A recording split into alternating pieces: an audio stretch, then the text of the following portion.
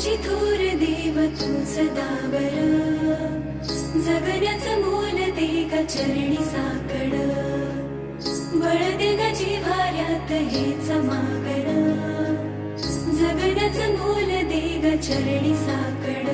ये साकड घाली तो गाभाऱ्यात माथा, आभाळावरून राहू देर किरपा, नमन तुझे मी करीतो र देवा, भरून झरू दे तुझी चर किरपा.